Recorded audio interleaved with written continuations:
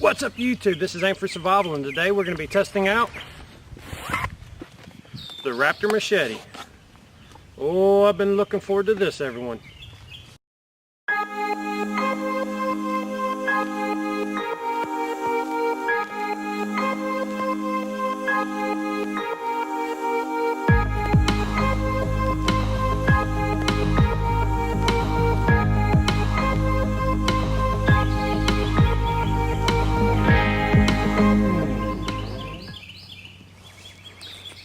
Okay everyone, I got this in my SHTF mystery box.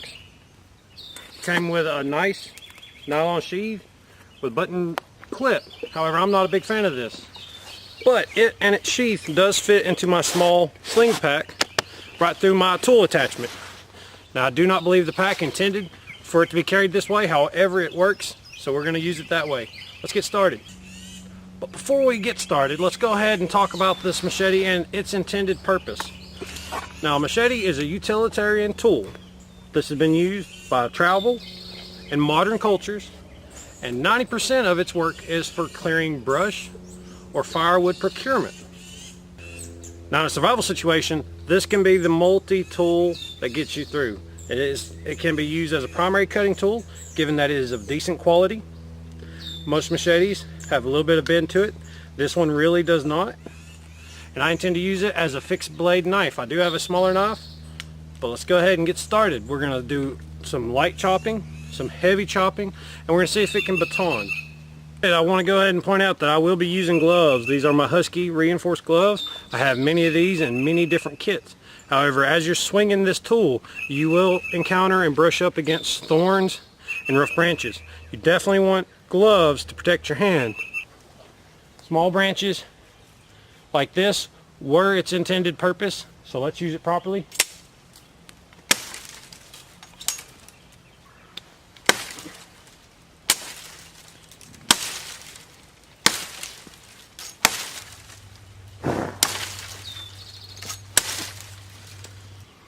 Okay, so here behind me we have a sapling.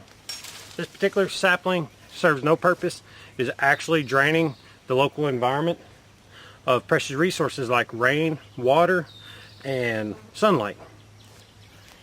More so, this particular branch, this particular sapling I should say, is allowing other species to climb up. Strangler vine out here and thorns are bad. They are bad for not only us moving through the woods, but also for our horses.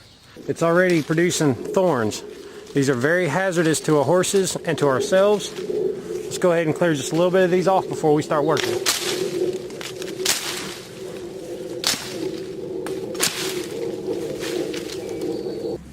Now with our working area clear, we're going to cut this off as low to the ground as possible, but we're going to keep it in frame, getting a good hold up here with my hand. I'll use the machete in the belly, which I have found is the best cutting area for this particular tool.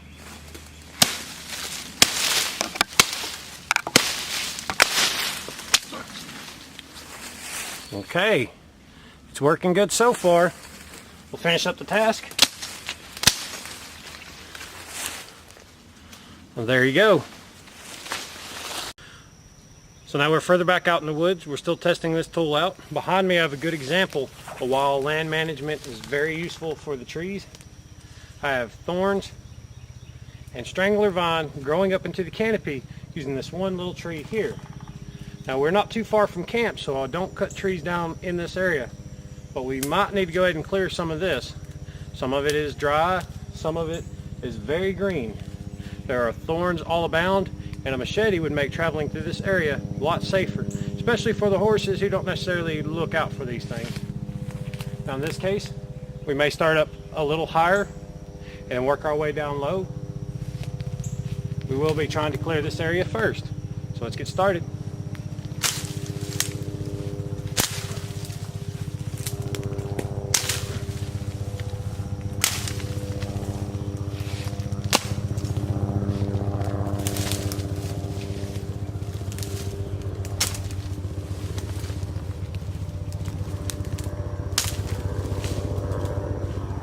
Now we have a little bit bigger project.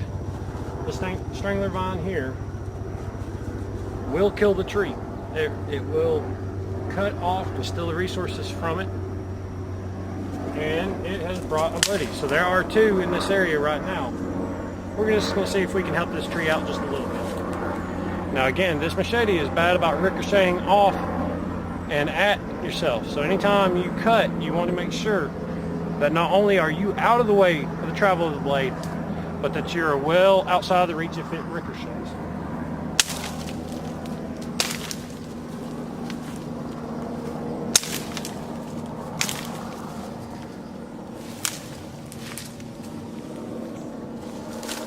Here's the second one. Okay, well this is no joke, guys. This is almost like cordage as it is woven, very fibrous. And this machete made quick work. So far so good. I definitely want to go ahead and note that using the tool for its intended purpose, it works very well. But we're going to be asking a lot of this tool as we are putting in a survival kit. So let's keep going and test its metal. Now that we've covered its intended purpose, let's go ahead and demonstrate whether it'd be useful in wood procurement for fires.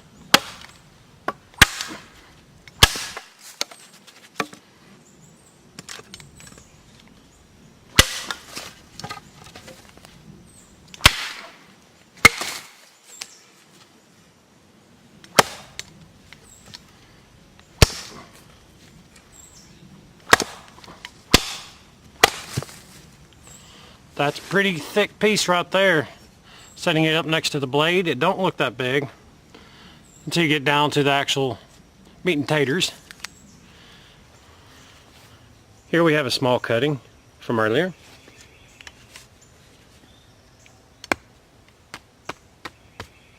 Again, trying to be careful and cautious. We'll get a good firm bite into the material using a old baton from camp.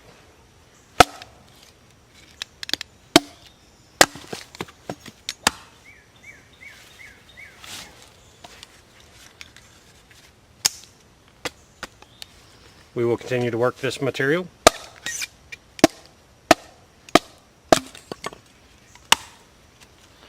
It cuts right through. As this is dry wood, it would be perfect for starting a fire.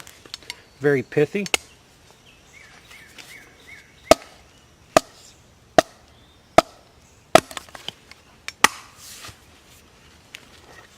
We can continue to further reduce our firewood.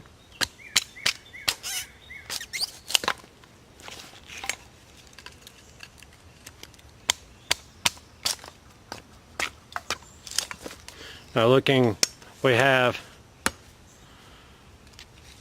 a nice dry piece of baton firewood. Let's go ahead and take this abused blade and see if we can get some shavings off of it.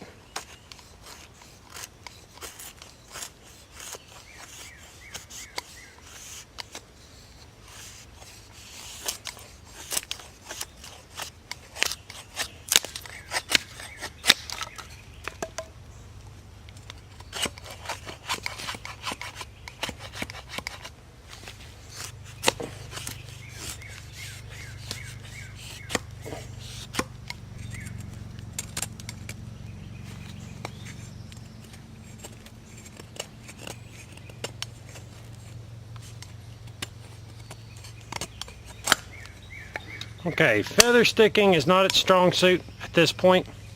Again, this is just the factory edge. I may leave a more pronounced grind up here and a sharper one down here for camp crafts. However, it does make small curls if you take your time. It is very hot and humid out here, so as you notice, I am sweating. Nobody said survival wouldn't work.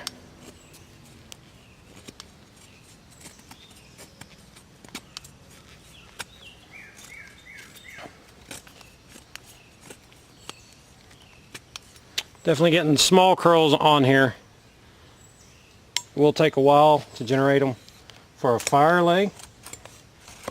Okay, my next and probably final task will be tool management. We have here a long, relatively straight spear. It comes up over my head and over my eyes That way it's safe. However, we do not have a tip on it yet. I'm sure that this machete will do well. It'll make us a good gig or spear, depending on what our needs are. We could even make this into a bow, but we'll do that in another day. Let's go back to the stump, put a tip on this.